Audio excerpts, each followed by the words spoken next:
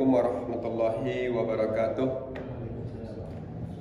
Alhamdulillahilladzi arsala rasulahu bil huda wa dinil haqq liyudhhirahu 'ala dini kullihi wa kafa billahi shahida.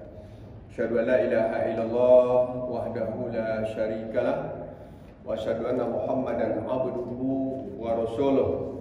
Allahumma salli wa sallim wa barik ala nabiyina Muhammad wa ala alihi wa ashabihi wa man tabi'ahu bi ihsanin ila yaumil ma'ad.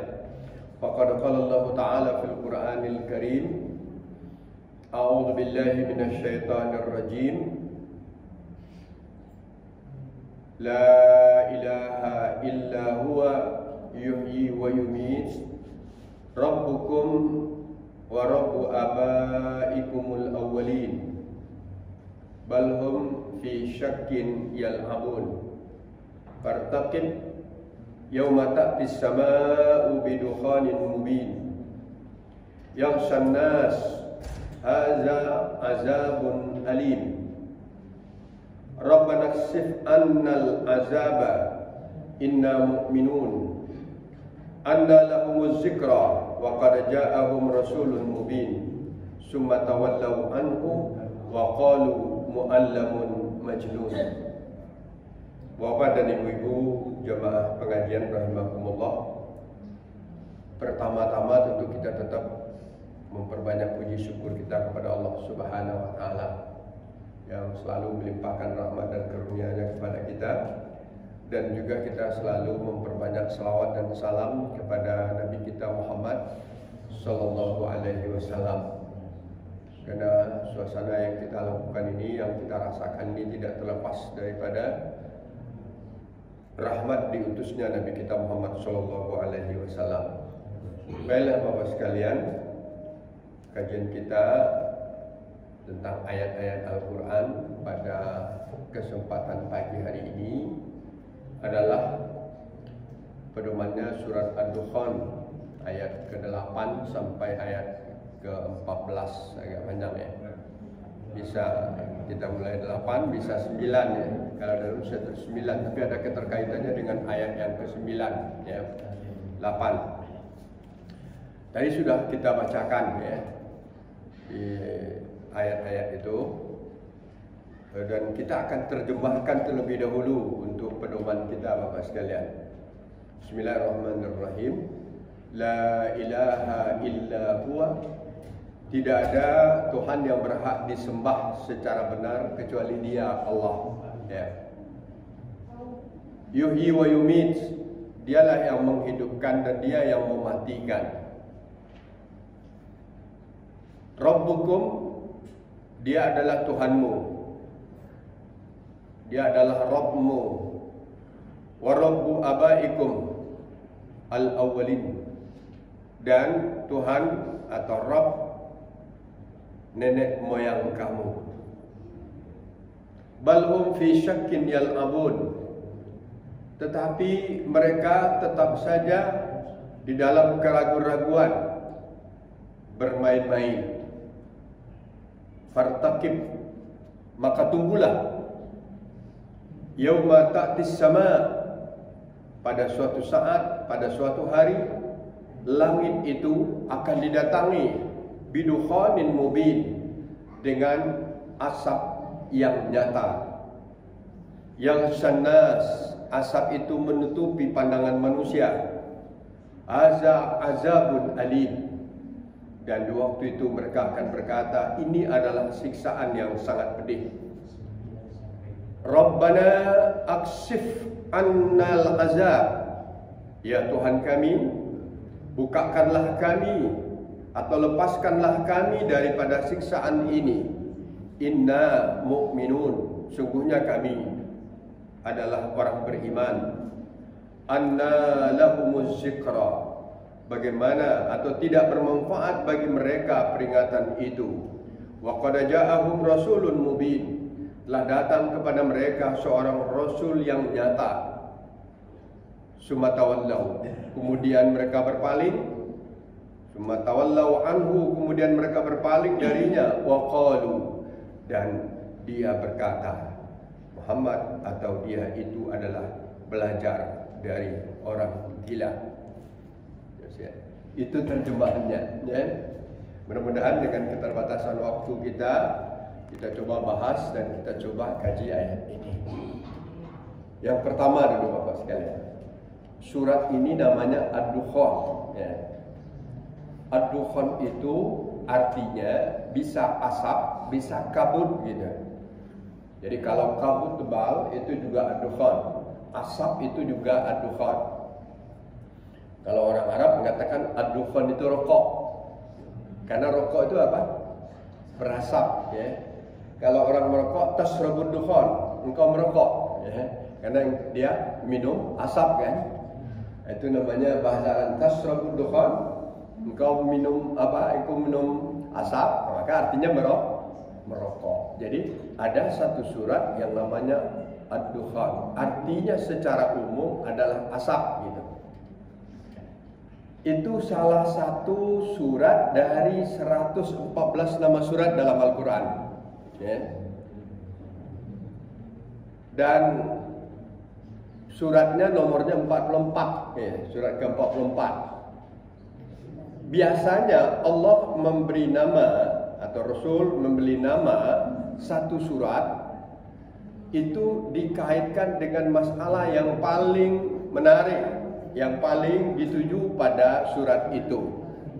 Umpamanya ada surat Sajdah, karena ada ayat di tengahnya kalau kita baca kita disujudkan, kita disunahkan sujud tilawah, maka disebutlah surat itu Sajdah. Tapi dari awal ada lagi surat namanya Al-Baqarah. Al-Baqarah namanya sapi, ya, sapi betina. Kok ada surat namanya sapi betina? Itu kaitannya dengan kisah kaum Bani Israel yang banyak tingkah kepada Nabi Musa alaihi salam, ya. Ada surat An-Nisa, masalah perempuan, karena banyak bicarakan masalah perempuan. Nah, kalau ini ada surat Ad-Dukhan.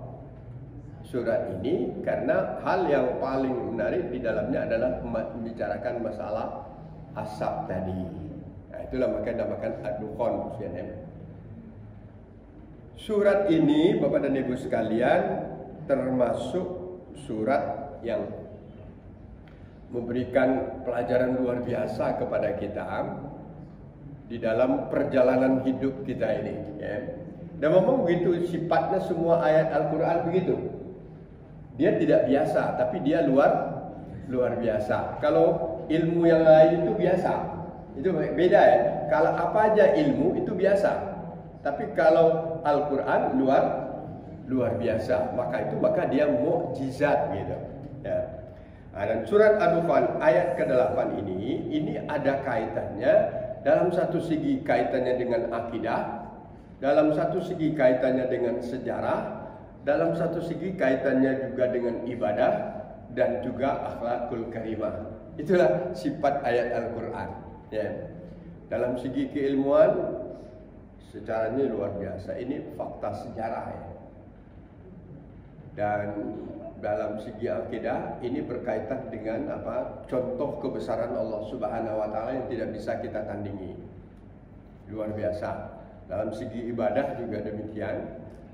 Bagaimana sikap kita, ibadah kita di saat kita berada dalam kondisi yang seperti ini. Dalam segi akhlak juga Rasulullah memperlihatkan bagaimana kegigihannya, bagaimana kesabarannya di dalam menghadapi sikap yang dihadapinya menghadapi kaum Quraisy. Tadi kan ada kata-kata dari ayat 14, ya. Setelah Nabi menolong mereka di dalam menghadapi kesulitan, jawabannya apa? Qalu, mereka berkata, mu'allamun majnun. Orang ini adalah hanya seorang murid dari orang gila. Ada tak itu? Kan real, kan? Haza mu'allamun. Kalau mu'allim guru, bahasa Arabnya dikit aja. Mu'allim guru artinya. Tapi kalau mu'allam murid yang diajar. Jadi orang Quraisy itu mengatakan kepada Nabi saat dia sudah ditolong oleh Nabi menghadapi suatu kesulitan dan kesusahan, mereka malah menuduh Nabi apa yang dilakukan Nabi ini adalah ilmu-ilmu yang dipelajarinya daripada orang gila. Kenapa? Karena Nabi mengajarkan tauhid, kan gitu ya. Mengajarkan tauhid itu artinya mengajarkan keesaan Allah, kan itu. Kan dasar pertama, dakwah pertama Nabi di Mekah itu adalah dakwah tauhid. Apa yang dimaksud dengan tauhid? Tauhid itu adalah menanamkan keyakinan kita terhadap esanya Allah, atau menanamkan keyakinan kita tentang huwallahu ahad. Atau kalau dalam suratnya qul huwallahu ahad Allahus samad lam yalid wa lam yulad wa lam yakul lahu kufuwan ahad. Itu ajaran pokok dari Nabi waktu mula berdakwah. Kenapa? Karena mereka menghadapi orang Quraisy. Orang Quraisy yang waktu itu diistilahkan dengan orang musyrik. Musyrik itu apa? Lawan dari tauhid, ya. Musyrik artinya adalah orang yang mempersekutukan, orang yang syirik, mempersekutukan Tuhan. Dia tidak yakin Allah itu satu, tapi dia menganggap Allah itu banyak, atau Allah itu satu tapi disembah dengan cara yang melalui berhalanya. Karena ada juga suatu riwayat Bapak sekalian, sebenarnya orang Mekah itu ngaku Allah itu Tuhan yang sebenarnya, tetapi mereka salah di dalam menempatkan Allah gitu nah. Salah dalam menempatkan Allah. Dia yakin Allah itu ada. Salahnya bagaimana? Dia mempersekutukan Allah dengan berhalanya. Maka di dalam surat Az-Zumar itu dia kata, apa yang kami lakukan menyembah berhala, ma yuqarribuna illa zulfa. Ini kami lakukan untuk cara kami mendekatkan diri kepada Allah. Jadi jangan dikira orang Arab sebenarnya kenal dengan Allah, tapi salah menempatkan Allah, salah meyakini Allah, maka dia berbuat musyrik. Sedangkan yang dibawa Nabi adalah tauhid. Tauhidnya apa? La ilaha illahu huwa. Apa artinya? La ilaha illa huwa, la ilaha illallah. Kan gitu ya. Tidak ada yang berhak disembah kecuali Dia. Dia itu apa? Allah, ya. Allah itu bagaimana? Maka di dalam ayat sebelumnya dijelaskan. Contoh kebesaran Allah, Rabbus samawati wal ard. Dia adalah yang menguasai langit dan bumi. Kemudian apa? Dia itu yuhyi wa yumit. Dia menghidupkan, dia Kenapa ini yang diungkapkan oleh Allah menghadapi keberesta pertama tadi? Karena siapa Allah? Allah itu adalah Tuhan langit dan bumi. Berarti kamu salah melakukan sesuatu. Kenapa kok kamu patung, kamu buat patung, kamu gantungkan di Ka'bah, dan kemudian itu yang kamu sembah? Kan itu. Apakah bisa dia menguasai langit dan bumi? Jelas tidak bisa. Karena berhala yang kamu buat itu adalah kamu sendiri yang membuatnya, kamu yang memahatnya, kamu yang mengukirnya, kamu yang menghiasinya, kemudian kamu sembah. Kan itu tidak benar. Kemudian padahal Allah yang diajarkan oleh Muhammad sallallahu alaihi wasallam itu, di samping dia esa, bersamping dia harus kita beribadah kepadanya, dia itu bersifat yuhyi wa yumit. Yuhyi wa yumit itu bisa menghidupkan, bisa mematikan. Kata-kata ini kata kunci yang tidak bisa dilawan lagi nih. Karena sesuatu perbuatan yang pasti manusia tidak bisa lakukannya, yuhyi wa yumit. Dia menghidupkan, dia mematikan. Kalau Allah berkehendak seorang diberinya nyawa, orang itu hidup. Kalau tidak, kalau seorang berkehendak Allah mencabut nyawa, dengan caranya dia mencabut nyawa. Itu hanya bisa Allah. Ya. Yuhyi wa yumit. Dan itu ditanamkan kepada orang Quraisy itu dulu. Sekarang artinya begini, hei kaum Quraisy, kamu nyembah patung ini, apa yang bisa dilakukan oleh berhala kamu ini? Kan itu artinya dia. Bisa tidak dia menghidupkan? Atau bisa tidak dia mematikan manusia ini? Tidak bisa, dia tidak bergerak sama sekali. Ya, tapi kenapa kamu sembah? Kembali jawabannya. Kenapa kamu sembah? Haza ma wajadna alaihi abauna awwalin. Kenapa kami sembah? Karena inilah yang kami dapatkan turun-temurun dari nenek moyang kami. Dia tidak berpikir lagi. Cuma dia sekadar meneruskan gitu ya, bertaklid kepada apa yang ditinggalkan. Diutus oleh Allah Nabi agar itu akidah mereka itu diluruskan karena sudah salah ya. Ya, karena sudah terjerumus kepada perbuatan yang zulumat, yang gelap ya. Terjerumus kepada perbuatan yang jahiliyah. Berbagai macam cara Nabi mendakwahinya. Tapi apa yang terjadi? Yang terjadi adalah penolakan. Yang terjadi adalah penantangan, pemusuhan yang dihadapi oleh Nabi. Nabi dimusuhi, Nabi ditantang, Nabi dicaci, Nabi dimaki, kan itu ya. Artinya kalau apa? Kalau penderitaan tidak ada yang tidak derita, tidak dirasakan oleh Nabi kita Muhammad menghadapi kaum Quraisy. Jadi dengan kalau dibuat rentetan penderitaan Nabi di dalam menghadapi kaum Quraisy, di dalam melaksanakan amanah dakwahnya, itu luar biasa banyaknya ibu sekalian. Ini disampaikan terus. Tapi apa yang terjadi? Ayat ke-9-nya. Balhum fi syakkin yal'abun. Tapi mereka tetap berada di dalam keraguan-raguan. Tidak ada keyakinan. Maka mereka yal'abun, bermain-main. Lah diajarkan, lah diingatkan ya. Jangankan diterima, didengar pun tak, dimusuhi malah kan, yal'abun.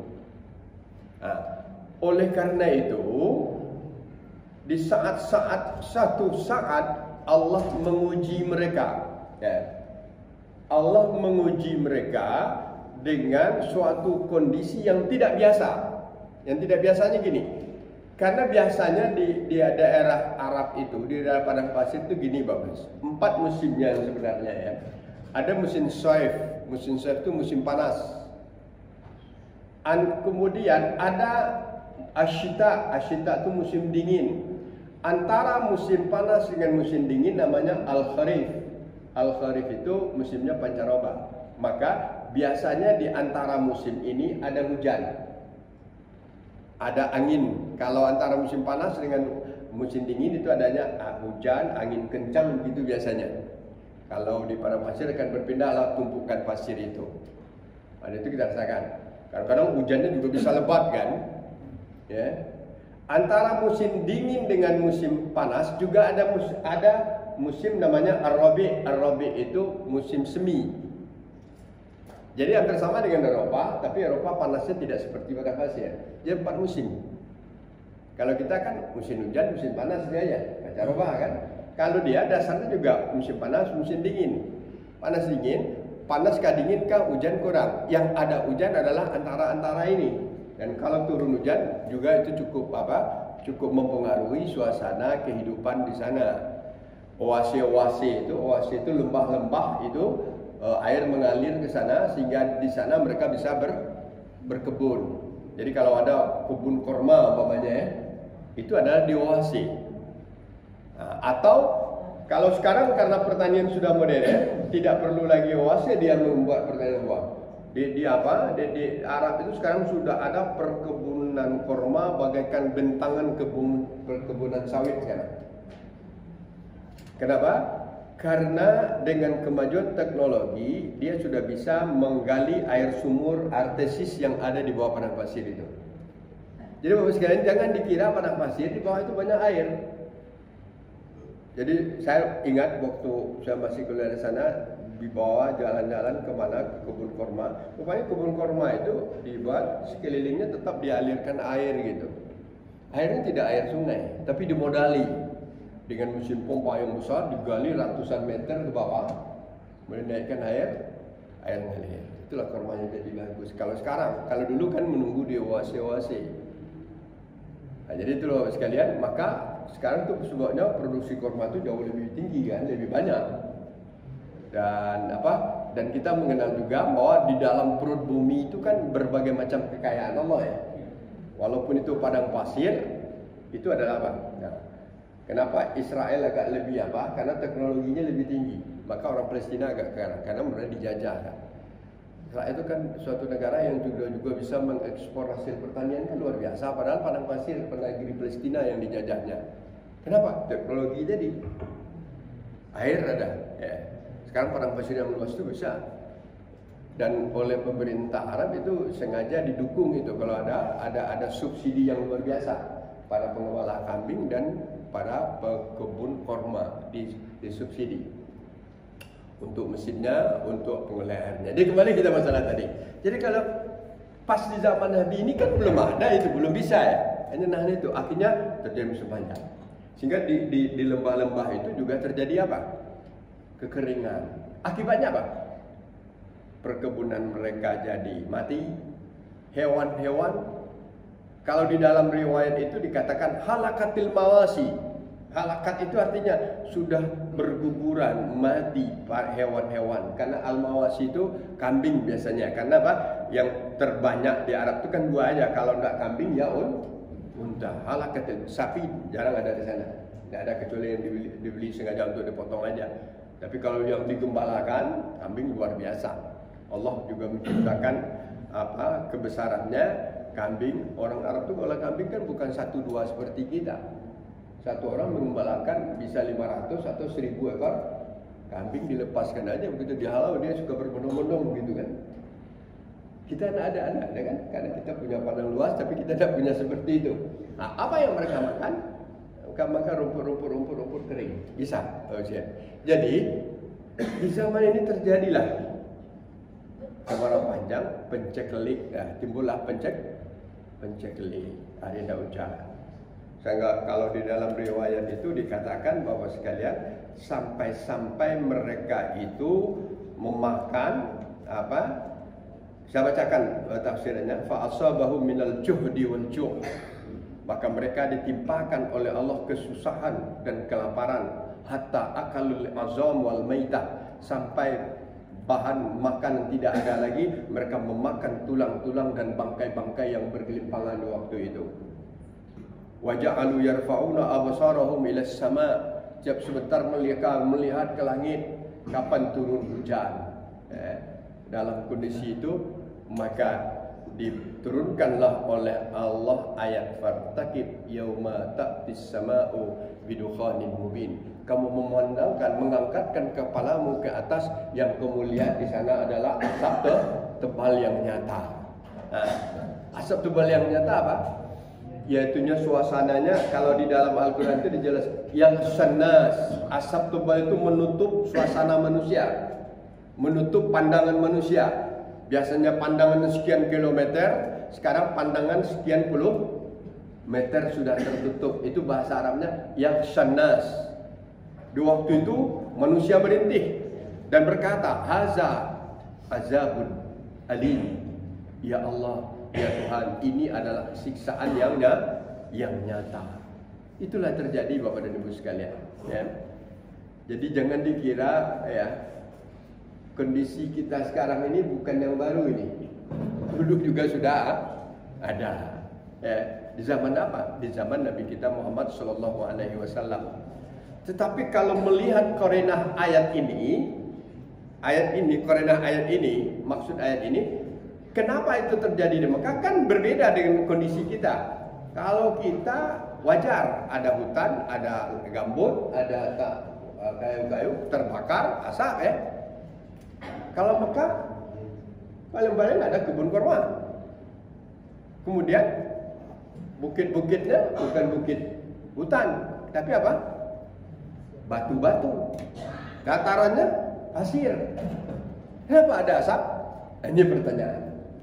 Oleh Al-Quran dikatakannya haza azabun alim. Ini adalah siksaan yang real. Siksaan yang real, pedihnya. Alim itu sangat pedih. Jadi kalau untuk orang Quraisy dulu adalah siksaan dari Allah karena mereka terang-terangan menantang dakwah ajakan kebaikan dari Nabi kita Muhammad Sallallahu Alaihi Wasallam. Nah, coba kita lanjutkan dikit dulu ya. Selanjutnya apa? Saya katakan akhlak. Coba lihat akhlak Rasul.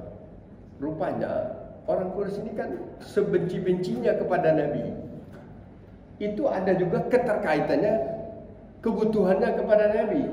Karena Nabi Muhammad ini sejak dari awal dia sudah dikenal, sebelum dia jadi Nabi dia sudah dikenal juga dengan apa? Al-Amin ya. Al-Amin itu artinya apa? Orang yang bisa dipercaya, orang yang amanah. Ya. Banyak contoh itu juga sekalian. Contohnya mereka benci, tapi kalau ada hal-hal yang penting mereka titipkan kepada Nabi gitu dah.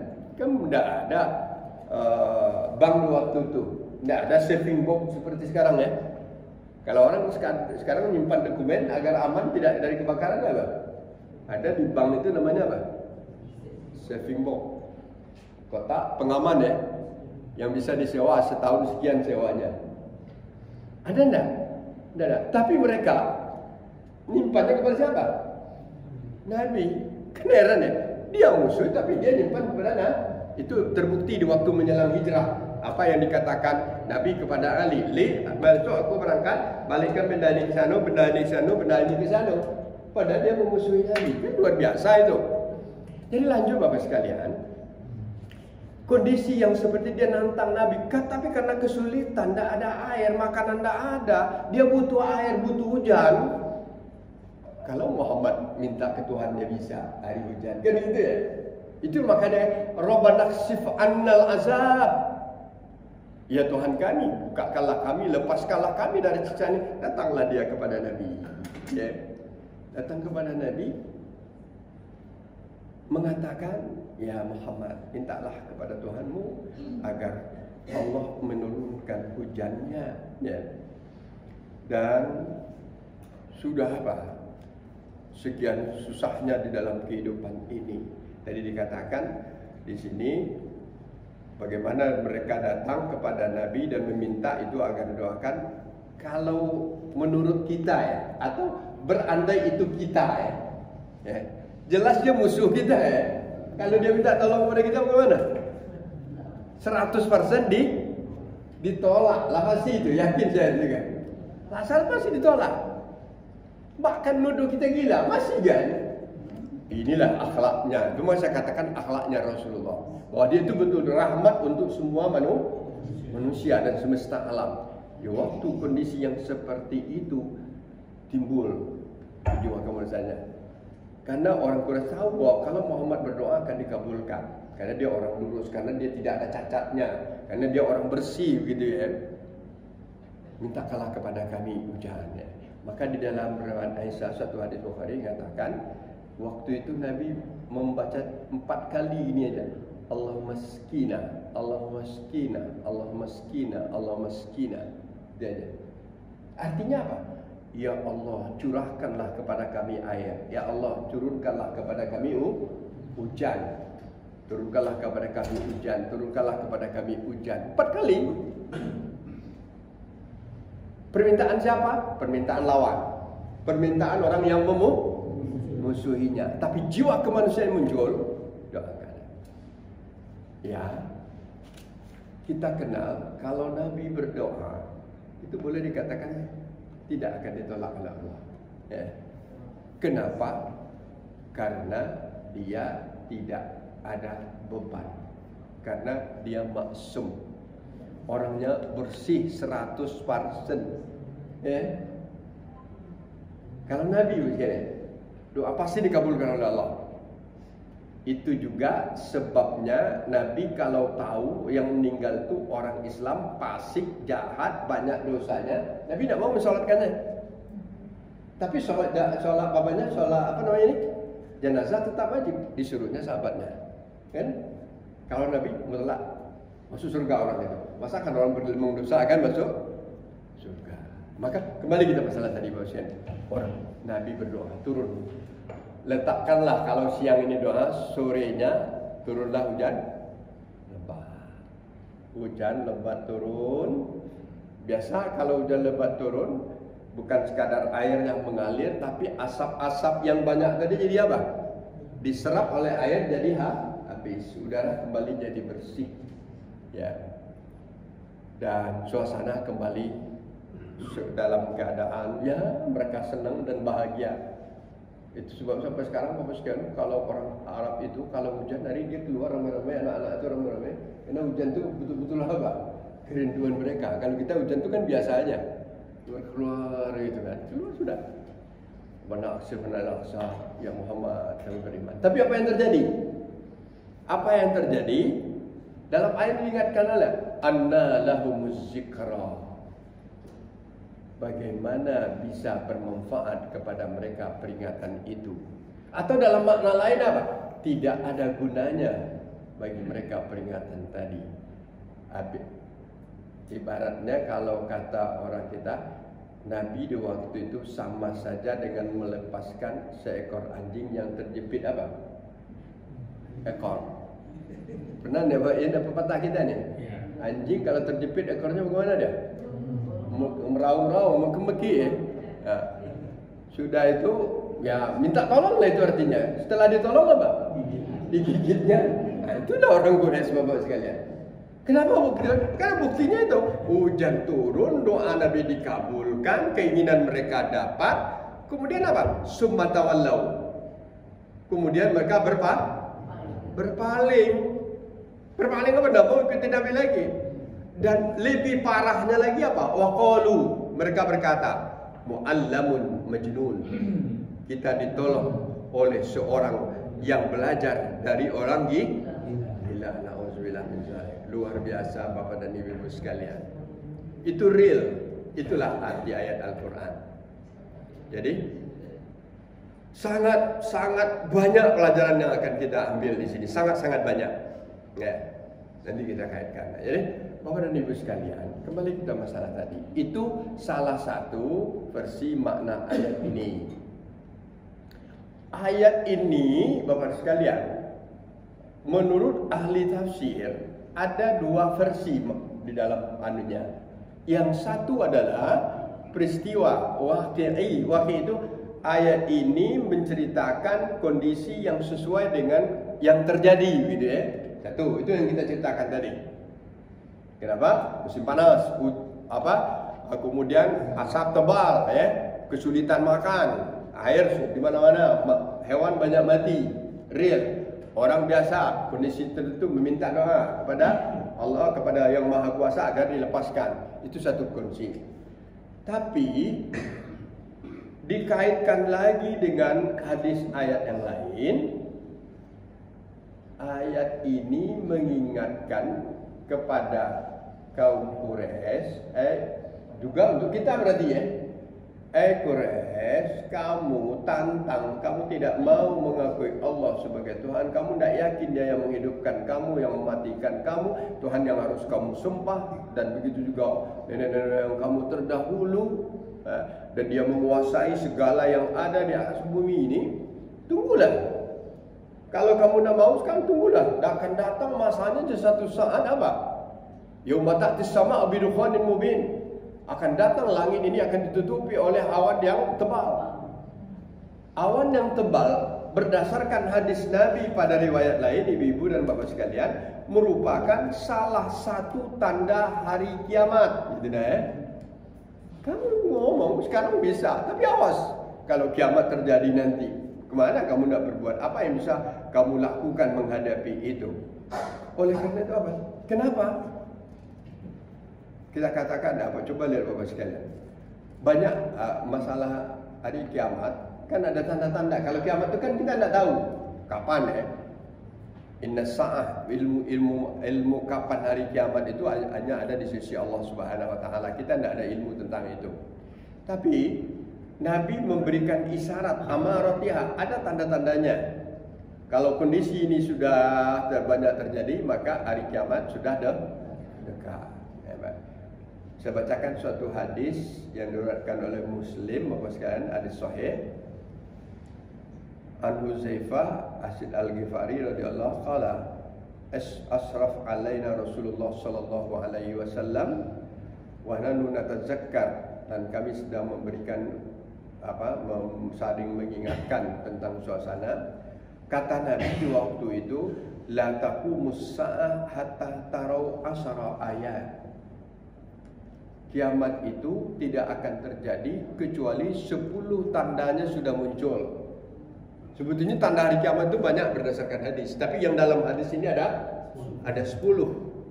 Kalau 10 itu sudah ada, tunggulah kiamat akan terjadi, ya.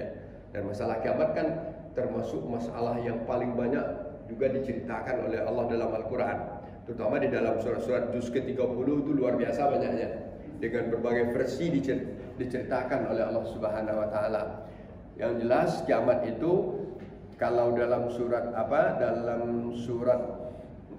Toha itu katakan inna sa'ata atiyatun akadu fiha litujza kullu nafsin bima tas'a. Hari kiamat itu pasti datang, tapi saya sengaja menyembunyikannya, kata Allah, ya. Berarti sengaja menyembunyikannya, tidak ada orang yang punya ilmu tentang itu. Apa sebabnya disembunyikan oleh Allah? Litujza, agar dia bisa memberi balasan, penilaian terhadap seseorang apa yang dilakukannya. Maka apa tandanya itu? Yang 10 itu, yang pertama katanya qala tulu isyams si min maghribiha. Ini ya. Kalau matahari itu tidak lagi terbit di timur, tapi terbit di tempat terbenamnya. Tempat terbenamnya ada di bawah. Menurut kita di sini kan di barat sana. Dan ini sudah umum orang tahu. Kalau matahari lah terbit di barat, jangankan terbit di barat, berubah. Terjadi aja gerhana, orang sudah takut, Baru hanya setentang aja. Gerhana itu kan setentang antara matahari, bulan dan dan bumi kan. Jadi itu yang pertama. Belum Bu, masih di timur baratnya kan? Alhamdulillah masih di timur. Belum kiamat berarti kalau gitu. Tapi lah dekat ya kiamat. Nomor 2. Ad-Dukhan. Ini yang dikatakan surat tadi. Ad-Dukhan. Di saat kiamat dah dekat, dunia ini ditutupi oleh asap-asap kabut-kabut tebal. Maka ayat yang di dalam surat Ad-Dukhan tadi apakah membicarakan kondisi suasana di waktu itu atau suasana yang bakal terjadi di hari menjelang hari kiamat? Ahli tafsir katakan dua-duanya. Ya, dua-duanya. Karena secara korinah ayat juga menunjukkan itu, bahwa itu terjadi di zaman Nabi. Walaupun secara logikanya tidak masuk. Kenapa logikanya tidak masuk? Karena kenapa kok ada asap tebal di Mekah? Karena tidak ada hutan. Tapi kalau Allah berkehendak kan bisa aja dikirim asap itu dari mana-mana. Sama aja dengan sekarang kita asap banyak di Palembang. Tapi orang Singapura ada enggak hutannya? Tidak ada. Tapi dia merasakan kan? Malah bukan sekadar merasakan, menuntut malah kepada Indonesia karena disebabkan kebakaran hutan Indonesia dia terganggu. Itu yang saya berikan. Jadi gitulah kira-kira itu aja. Atau memang sesuai dengan hadis ini bahwa dukhan itu adalah tanda hari kiamat. Tapi nampaknya sudah 1400 tahun masih belum ya. Jadi tapi yang jelas kiamat itu masih dekat. Yang nomor 3 adalah wadabbah, akan muncul hewan besar gitu kan, yang kerjanya akan merusak manusia. Dabbah. Yang keempat khuruj Ya'juj wa Ma'juj. Ada di dalam surah Al-Kahfi Ya'juj dan Ma'juj. Ya'juj Ma'juj ini adalah suatu kelompok umat manusia, kelompok makhluk yang kerjanya hanya merusak aja. Itu Ya'juj Ma'juj. Sekarang ada enggak Ya'juj Ma'juj itu kira-kira? Atau lah banyak Inilah banyak. Yang jelas kalau konsep Al-Quran yang dikatakan Ya'juj Ma'juj adalah makhluk yang kerjanya hanya apa? Merusak, yang menghancurkan kehidupan manusia aja. Sehingga kalau kita ukur-ukur apa yang terjadi di dunia sekarang ini adalah banyak Ya'juj Ma'jujnya. Tapi kita tidak bisa nuduh Kita tidak nuduh kan. Tapi itulah banyak yang merusak kawan sekarang. Apalagi Ya'juj dan Ma'juj zaman sekarang sudah modern ya. Modern. Bapak dan Ibu sekalian, disenyalir COVID yang kita derita 3 tahun itu direncanakan. Ya'juj Ma'juj. Tapi siapa orangnya? Saya tidak tahu ya. Karena ada yang nuduh Bill Gates katanya Pak. Tidak tahu. Tapi tidak ada sulit pembuktian. Karena hukum ini berdasarkan asas pembuktian. Banyak lagi yang lain. Bapak-bapak sekalian, munculnya sekarang penyakit-penyakit bisa direka ya. Atau sekarang waktu Amerika membom Nagasaki dan Hiroshima itu Ya'juj Ma'juj dia. Ya'juj karena dia menggunakan apa? Bom yang secara aturan internasional tidak boleh digunakan. Sehingga kota Nagasaki dan Hiroshima itu jadi kota mati puluhan tahun. Ya'juj Ma'juj kan? Jadi kalau dalam Al-Quran muncul, diingat kalau di zaman dulu sudah muncul Ya'juj Ma'juj itu, tapi Allah memilih salah seorang makhluknya bernama Zulkarnain. Dia mempunyai keahlian yang luar biasa. Suatu penduduk sini melapor, orang kampung sana kerjanya merusak kami aja. Maka dia menyuruh untuk dibuat pagar apa? Pagar besi berapi kan? Itu kan ada kemajuan teknologi di waktu itu berarti kan? Bisa menghalangi gitu kan? Kembali kita masalah tadi. Itu ya tanda kiamat yang limanya adalah khuruju Isa alaihissalam. Nabi Isa akan turun, tapi dia bukan akan membela kaum Nasrani, tapi dia akan menghancurkan salib-salib yang ada. Itu dalam hadis. Ya. Kemudian Dajjal, hampir sama dengan Ya'juj Ma'juj tadi. Banyak Dajjal kan. Dajjal ya.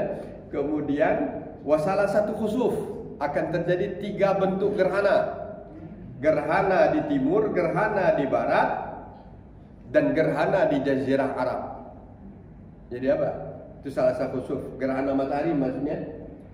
Kemudian narun takhruju min qa'ri'an tasukun nas. Nar itu apa sih? Api. Api yang muncul Gunung Merapi sekarang ya. Tiba-tiba muncul 2 api begitu kan. Di Aden itu di Yaman. Kalau di Indonesia lah banyak muncul api itu. Contohnya Gunung Merapi. Karena di Yaman itu tidak ada Gunung Merapi ya. Akan muncul tanda hari kiamat. Ya. Aden adalah salah satu kota besar yang ada di Yaman. Dulu adalah ibu kota Hadramaut, tapi Yaman Selatan itu bersatu dengan Yaman Utara. Ibu kotanya jadi San'a. Kemudian itulah tanda-tanda yang diingatkan oleh Allah. Jadi kembali kalau kita kaitkan dengan ayat yang kita bahas tadi, apakah ayat ini membicarakan tanda hari kiamat atau ayat ini membicarakan kondisi yang terjadi sekarang? Atau kalau itu minimal dapat kita pahami bahwa asap tebal itu pernah terjadi dulu, gitu ya, dan sering terjadi sekarang. Kalau sekarang kan sering. Dan bakal terjadi yang akan datang. Yang akan datang ini itu saatnya sudah berakhirnya kehidupan kita di dunia ini. Yang dulu sudah di zaman Nabi, yang sekarang sedang kita hadapi. Kan itu ya? Benar tak kita sedang hadapi dalam bulan ini? Apa yang kita rasakan manusia? Kita merasakan akibat dari kemarau yang cukup panjang. Tidak tahu kita, para ahli mengatakan iklim ini bernama El Nino. Ya. Entah dari bahasa apa El Nino itu ya. Karena bahasanya macam-macam aja. Ada El Nino kalau banyak hujan, La Nina kan. Kalau musim hujan panjang, La Nina namanya. Kalau musim hujan panas ini merata ini El Nino. Karena El Nino ini bukan mempengaruhi kita di Indonesia aja. Di negara-negara barat itu juga kan. Kita lihat bagaimana kebakaran hutan besar di Kanada begitu. Kebakaran sebuah pulau di Kepulauan Hawaii. Pulau apa namanya? Fuai ya? Pulau Fuai itu kecil, mungkin sebesar Pulau Rempang sekarang mungkin Pak. Pulau Rempang, tahu enggak Pulau Rempang? Batam ya? Iya. Iya.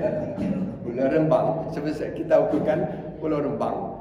Saya terpaksa melihat rupanya Pulau Batam, Rembang, Galang itu pulau yang terpisah tapi sudah dihubungkan dengan jembatan gitu. Ya bagian ini Batam, Rembang, Galang gitu. Galang itu dulu pernah jadi tempat apa? Islam. Sebesar itulah kira-kira. Apa yang terjadi di bulan yang lalu di Kepulauan Hawaii? Karena kemarau panjang, panas yang tidak tahan, terbakar sebuah pulau terbakar habis. Bukan hutan saja isinya di sana. Isinya apa? Bangunan manusia yang banyak, ratusan manusia meninggal yang tidak sempat diungsikan. Itu tidak bisa diingat, beritanya tiap hari ada dari mana. Walaupun orang sekarang jarang nonton TV, juga lah beritanya. Luar biasa. Kita melihat berita itu bukan karena beritanya aja, di balik itu ada ibrahnya kan gitu ya.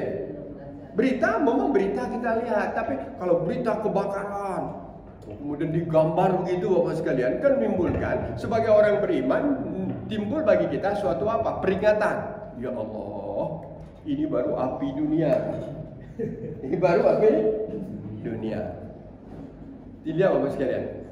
2 hari yang kalau saya sekarang mengkhususkan waktu betul untuk melihat dunia dalam berita atau berita, dia ada berita kemarin ini bagaimana kebakaran di di Pamulutan itu, di sekitar jembatan sekitar jalan tol itu, malam digambarnya di TV nasional itu sekelilingnya terbakar seperti api.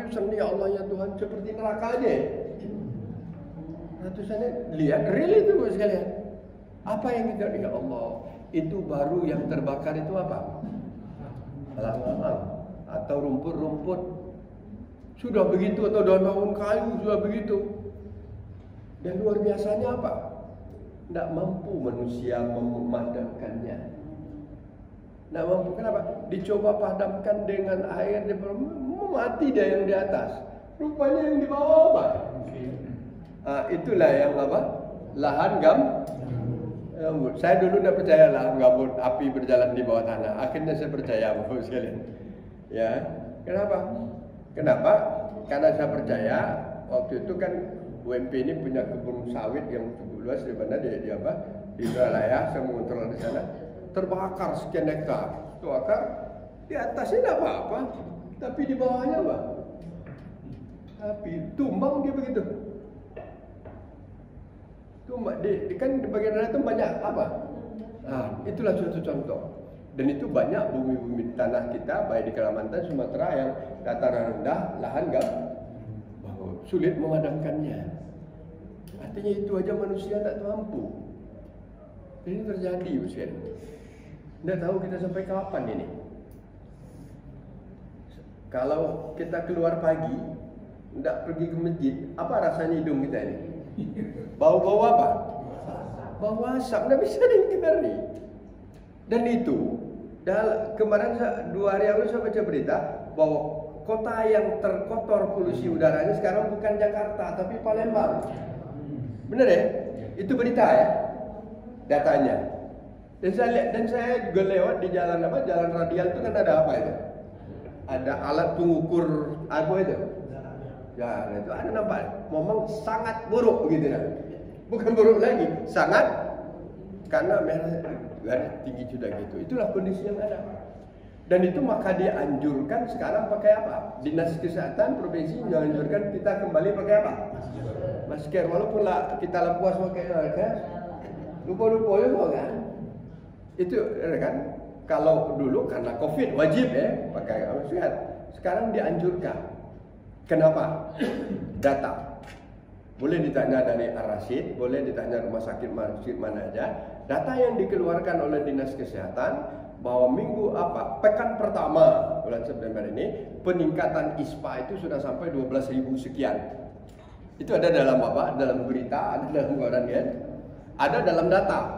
Artinya gini, bahwa penderita ISPA itu adalah sesak gangguan pernapasan.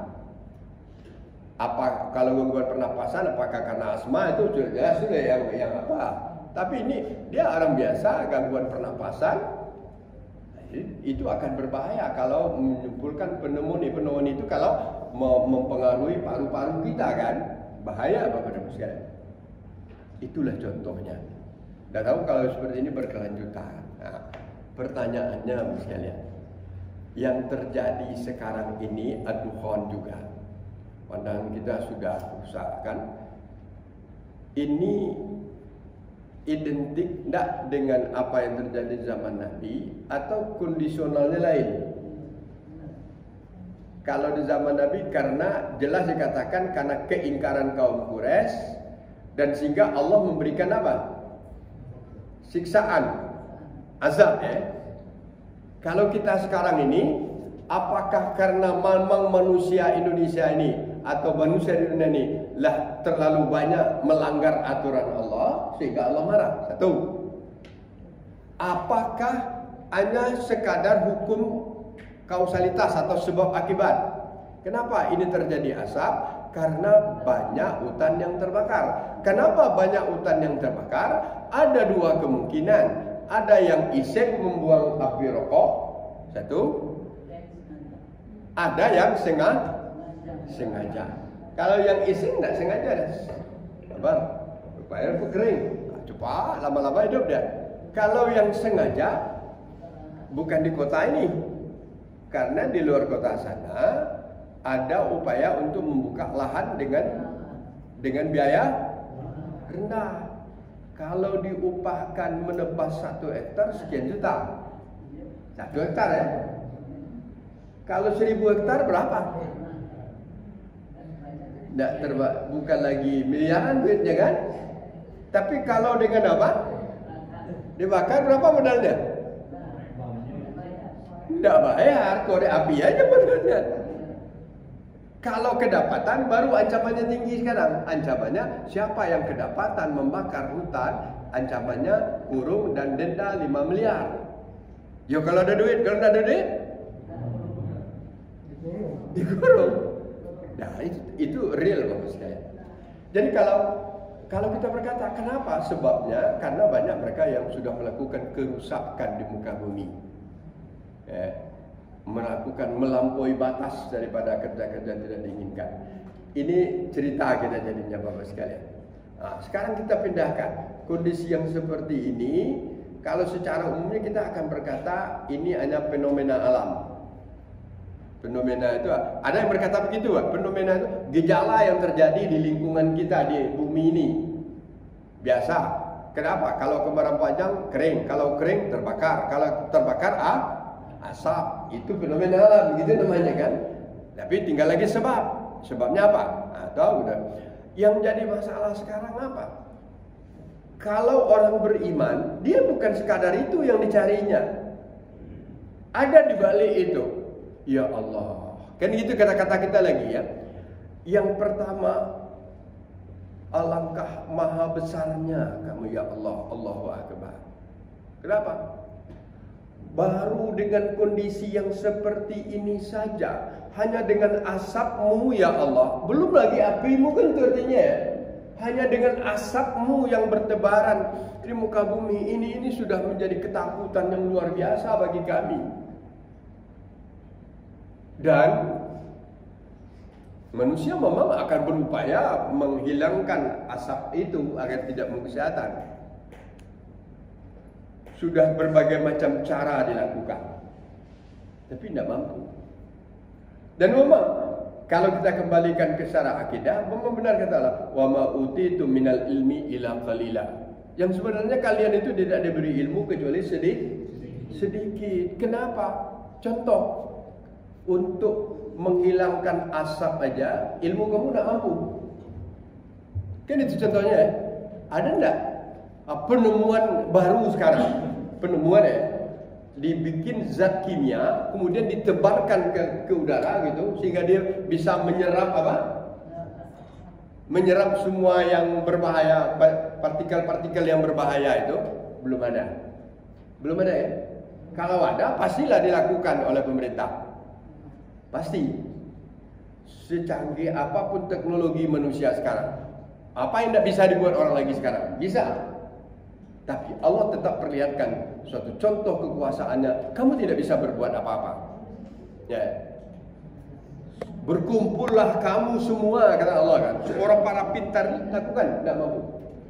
Paling-paling kalau mampu juga hanya dengan kondisi yang terbatas gitu ya. Terbatas dibersihkan umpamanya sekitar ini. Sudah 5 menit lagi datang lagi dia kan. Karena yang lain itu angin itu kan berputar. Maka tidak ada. Oleh Allah untuk menunjukkan kebesarannya, dan Allah tidak bisa ditandingi sama sekali. Kalau Allah berkehendak, gitu ya. Kalau Allah berkehendak, kondisi ini bisa kembali normal, total bersih udara ini hanya dengan hujan agak 1 jam aja tuh. Berandai Bapak sekalian, hari hujan 1 jam merata di kota Palembang ini, apa yang terjadi? Dunia akan kembali bersih. Kenapa? Air itu menyerap partikel-partikel yang berbahaya tadi, dijatuhkannya ke bumi, sehingga udara yang kita hisap kembali bersih. Tapi itu yang belum. Ya, pertanyaan, kenapa belum kan gitu? Itu yang belum. Kenapa belum? Karena yang mengatur turunnya itu bukan manusia. Dan tidak bisa dibuat manusia. Oh bisa sekarang ada hujan buatan. Bisa memang. Manusia bukan membuat hujan, tapi manusia bisa memancing turunnya hujan. Ingat ya? Kan ada, sekarang ada hujan buatan. Tidak Bapak sekalian. Itu hujan yang dipancing. Itu ada proses kimiawinya kan. Salah satu pemancingannya itu adalah dengan menebarkan apa? Partikel-partikel dari garam di atas udara. Kemudian akan menyerap awan yang di sana dengan angin, maka dia akan jadi berat, turun jadi hujan. Tapi itu apa? Kondisinya terbatas juga, tidak apa-apa. Dia tidak akan sekota Palembang sekaligus, tidak bisa dia. Kembali tadi, kemampuan kamu wahai umat manusia sangat terbatas. Apakah dengan kondisi seperti ini belum juga kamu beriman? Ya, belum juga mengakui kebesaran Allah?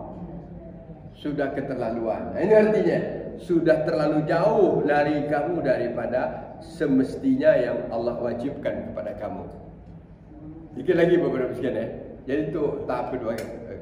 Jadi kalau kita poin ketiga, ada poin keempat lagi sekian ya. Jadi poin ketiga ini bahwa kita manusia adalah hamba Allah yang diberi keterbatasan. Keterbatasan itu hendaknya menyadarkan kita sebagai hambanya bahwa kita harus tunduk kepada Allah, harus akui kebesaran Allah, ketundukan kita kepada Allah. Maka itulah kita harus beriman dan beribadah kan itu intinya. Kondisi seperti tidak ada selain daripada iman dan ibadah obatnya. Karena perjalanan masa yang ada ini, kalau kamu beriman, kamu beribadah, insya Allah apapun yang akan terjadi sama saja. Ya, susahkah, sulitkah, panaskah, kemaraukah, hujankah, itu tidak kita yang mengatur, kita serahkan saja kepada Allah. Itu kapan? Kalau iman tertanam. Sudah iman tertanam akan memunculkan keinginan kita mendekatkan diri kepadanya. Bagaimana? Kita lakukan yang wajib, kita perbanyak yang sunat. Kita lakukan ibadah-ibadah kita kepada Allah. InsyaAllah adalah kita. Poin yang keempat yang kita bicarakan. Poin yang keempat, Allah Subhanahu wa taala dan Nabi kita Muhammad sallallahu alaihi wasallam telah memberikan pedoman yang lengkap kepada kita di dalam menata perjalanan hidup kita ini, ya. Kalau kondisi yang seperti ini, tadi sudah kita katakan, jalan keluarnya kita perkokoh keimanan dan kita perbanyak ibadah. Ya. Dan kita lihat sejarah kehidupan Rasulullah. Kalau terjadi kemarau panjang, maka ada istilah agama, istilah syar'i yang bernama istisqa. Kan itu ya? Apa namanya? Istisqa. Istisqa itu minta hujan. Ada pedomannya, ada sunnahnya. Istisqa itu. Sekarang istisqa itu tinggal lagi kita mengamalkannya. Dan bagaimana caranya kan itu? Ya. Kalau kita telusuri hadis Nabi dan apa yang dilakukan oleh Rasulullah, minimal ada 3 cara yang bisa kita lakukan. Ya. Yang pertama bisa dilakukan setiap individu kita. Ya, siapa aja? Setiap kita bisa melakukannya dengan berdoa secara khusus kepada Allah sesuai dengan bahasa yang kita mampu atau bahasa yang ada riwayatnya dari Nabi. Kita minta agar hujan diturunkan. Kalau bahasa yang dari Nabi kan begini, yang pendeknya Allahumma skina, ya Allah curahkanlah kepada kami hujanmu ya Allah, gitu ya. Atau ada lagi dalam bahasa lain yang dikatakan Allahumma aghisna ghaisan mughisa, ya Allah turunkanlah hujanmu, hujan yang mendatangkan ketawaran kepada kami. Banyak ya? Itu kalau bahasa Arabnya. Boleh berulang-ulang. Nabi mengatakan Allahumma skina, Allahumma skina, Allahumma skina, Allahumma skina. Atau kita rubah dengan bahasa kita. Ya, untuk lebih mantap agar masuk ke hati kita sesuai dengan pemikiran kita. Ya Allah, ya Tuhan kami, turunkanlah hujanmu ya Allah. Ya Allah, Allahumma itu kan ya Allah artinya. Ya Allah, turunkanlah hujanmu ya Allah, turunkanlah hujanmu ya Allah. Dan kalau dengan bahasa kita, kita boleh merintih. Merintih itu apa? Merengek, merintih kepada Allah. Ya Allah, ya Tuhan, sudah cukup lama rasanya panas ini ya Allah. Kami sudah kesulitan mendapatkan air ya Allah. Di mana-mana tumbuhan kami sudah mati ya Allah. Hewan sudah banyak yang bergelimpangan ya Allah. Sehingga bahan makanan kami sudah mahal ya Allah. Dulu beras 10.000, sekarang 15.000. Bisa boleh tak? Benar tak Bu? Beras 15.000 sekarang? Iya kan? Kenapa? Kemarau panjang. Boleh nak ngomong seperti itu kepada Allah? Boleh. Itu beras, baru beras, belum lagi yang lain kan? Ya Allah, rasanya ini menjadi beban berat bagi kami. Ya Allah, dengan kebesaran-Mu, dengan rahmat-Mu, dengan kekuasaan-Mu, dengan kasih sayang-Mu, Ya Rahman, Ya Rahim, boleh ya? Turunkanlah hujan-Mu ya Allah, sehingga kami dapat menikmati berbagai macam yang Engkau negarakan kepada kami. Terserah kepada kita bahasanya.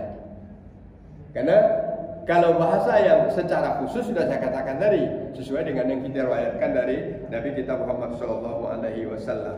Karena Nabi juga di dalam apa? Kalau di dalam bahasanya ada gini ya sekalian.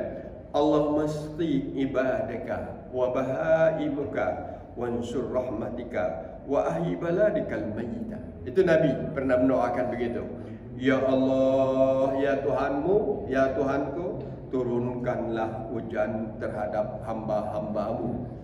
Turunkanlah hujan ya Allah agar hewan-hewanmu hidup kembali. Dan wansur rahmatika ya Allah, tebarkanlah rahmatmu ya Allah, wahyi baladaka, dan hidupkanlah kembali negeri-negeri ini yang sudah kering ya Allah, kering kematian sehingga tumbuh gersang. Ini boleh Nabi berdoa seperti itu. Jadi apa? Intinya ini boleh kita lakukan sesuai dengan kondisi yang memungkinkan secara individu. Itu loh. Nomor 2, dilakukan secara khusus oleh imam atau khatib yang sedang berkhutbah.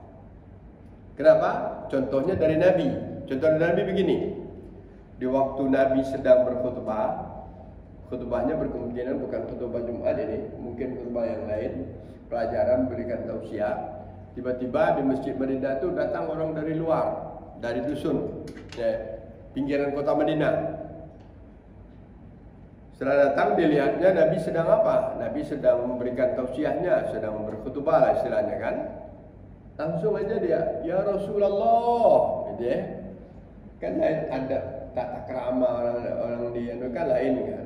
Tapi orang Nabi begitu tahu, ya Rasulullah. Ada yang katakan ya Muhammad, gitu aja langsung aja. Ya Rasulullah, qad halaqatish bawasi wa jaffal ard.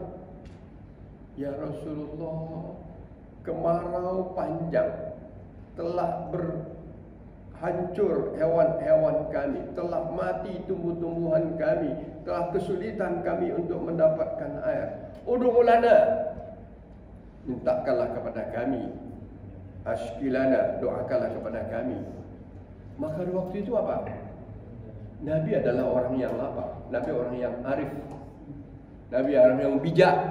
Melihat yang bertanya ini seperti itu, dia mengeluh dengan kondisi yang sedang dihadapinya. Di waktu itu, setelah dia menjelang mengakhiri ceramahnya, dia berdoa kepada Allah, Allahumma aghisna ghaisan mughisa, mari'an marina, tabakan ghadaqa, ajilan ghairi rais. Itu satu riwayat. Ya Allah, turunkanlah kepada kami hujan yang menyegarkan, hujan yang memberikan kesuburan, hujan yang mendatangkan segera kebaikan, macam-macam sekalian. Dan itu doa Nabi. Ya, sebagaimana kita katakan tadi, kalau Nabi berdoa, Allah tidak pernah menolaknya. Ya. Allah tidak pernah menolaknya. Maka setelah itu, orang itu selesai, orang kembali.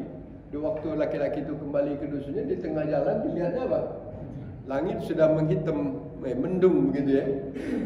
Belum sampai dia di rumah, hujan tuh turun. Senang, bergembira dia. Jadi kalau kita lihat dalam hadis Nabi, banyak versi, banyak bentuk Nabi cara minta hujan kepada Allah di saat kondisi kemarau panjang. Ada lagi Bapak sekalian satu doa. Dia minta kepada Nabi juga begitu, ya Rasulullah, lama hujan pandai kan. Nabi berdoa, hujan turun. Rupanya apa? Hujan turun, ini tidak berhenti-berhenti. Tidak berhenti-berhenti. Lebat kan? Akhirnya datang lagi kepada Nabi, ya Rasulullah, doakanlah kepada Tuhanmu agar hujan ini apa? Dihentikan. Itulah manusia kan?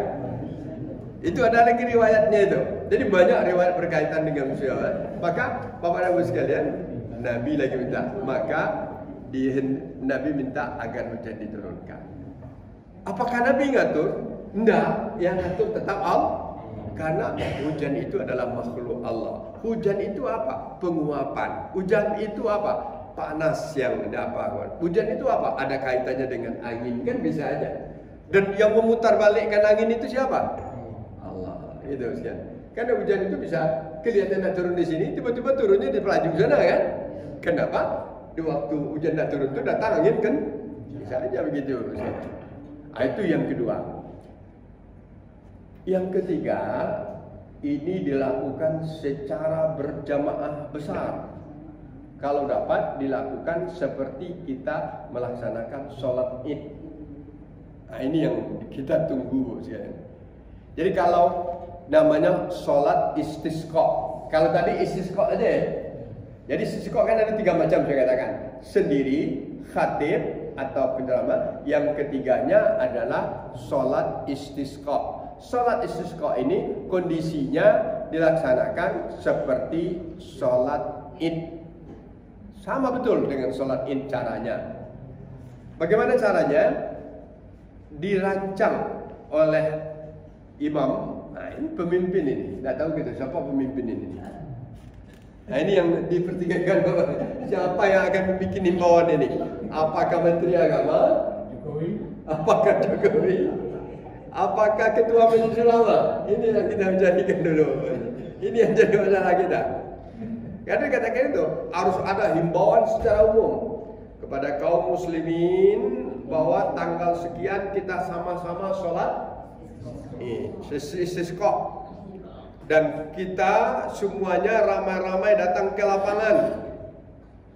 Ya, bawa ramai-ramai ke lapangan dan sebelumnya perbanyaklah istighfar. Ada ketentuannya itu. Bahwanya tidak dilaksanakan sekarang tanggal 17, tanggal 21 ya. Maka dari 18 sampai 21 kepada umat muslim agar memperbanyak taubat, agar memperbanyak apa? Istighfar. Istaghfiru rabbakum, minta ampunlah kepada Tuhanmu, wa yursilkum alaikum midrara. Allah akan mengutus kepadamu hujan yang lebat. Nah, ini nunggu kita ini. Jadi ini sifatnya tidak bisa parsial. Yang sudah dilakukan sekarang. Nah, ini bagian ada yang melakukan ya. Ada polisi yang melakukan, ada jemaah masjid yang melakukan. Bukan dilarang ya, tetapi yang lebih tepatnya kan tidak parsial, bersama suasana gitu ya. Ada apa? Boleh enggak? Ya kita kembalikan yang lebih sunnah. Kalau enggak apa, maka kita lakukan yang dua tadi. Biasanya kalau dilakukan sholat istiqomah bersama itu ada secara umum dulu direncanakan baik-baik. Caranya bagaimana? Sama dengan sholat Id. Tapi tidak ada takbir Allahu Akbar, tidak ada. Kita datang dengan tawadhu, tafakur ke lapangan, tiba di lapangan kita duduk menunggu dilaksanakan sholat 2 rakaat. Sholatnya seperti sholat Id. Rakaat pertama tetap takbir 7 kali, rakaat kedua 5 kali, kemudian sudah salam khatib berkhutbah. Malah ada sunnahnya lagi, kalau khatib itu sampai membalikkan apanya? Baju kah atau apa? Itu bisa dalam hadis rida'uhu artinya. Itu yang kita dapatkan dalam hadis. Kapan itu Bapak dan Ibu sekalian? Ya kita tunggu. Ya, mudah-mudahan apa yang kita berharap kepada dan berdoa kepada Allah juga hendaknya dalam masa yang tidak begitu terlalu lama Allah akan segera menurunkan hujannya sehingga suasana kita. Tapi kita meminta Bapak dan Ibu sekalian, mudah-mudahan hujan kalaupun turun di negara kita jangan seperti di Libya sekarang. Ya, lah turun di Libya Pak. Hujan terjadi, tidak ada yang selebatnya, belum pernah yang selebat ini terjadi di Libya. Jadi di dunia Islam sekarang ada 2 musibah besar. Ada di Maroko gempa, ribuan orang mati. Tidak jauh berapa di Maroko, Mauritania, kemudian Libya, negaranya berdekatan itu terjadi banjir besar, hujan. Mobil aja yang hanyut itu ribuan. Ya, orang yang meninggal lebih dari 10.000. Masya Allah. Kalau tidak percaya, silakan browsing. Silakan di berita TV juga ada. Ya. Mudah-mudahan kalaupun Allah turunkan hujan, ya Allah hindarkanlah kami daripada kondisi yang seperti itu. Dan biasanya Bapak Ibu sekalian, setelah terjadi musim panas akan muncul lagi musibah kedua bagi kita. Gitu ya. Kenapa? Karena tanah itu musim panas ini kereka-reka gitu ya, belah-belah gitu, air masuk ke dalamnya, dan kalau hutan itu sudah apa? Gundul, apa yang musibah kedua akan terjadi? Banjir longsor. Banjir longsor minimal akan terjadi jalan banyak yang terputus kan. Alhamdulillah. Hari lah 8:30 cukup Ibu, ada yang pertanyaan silakan.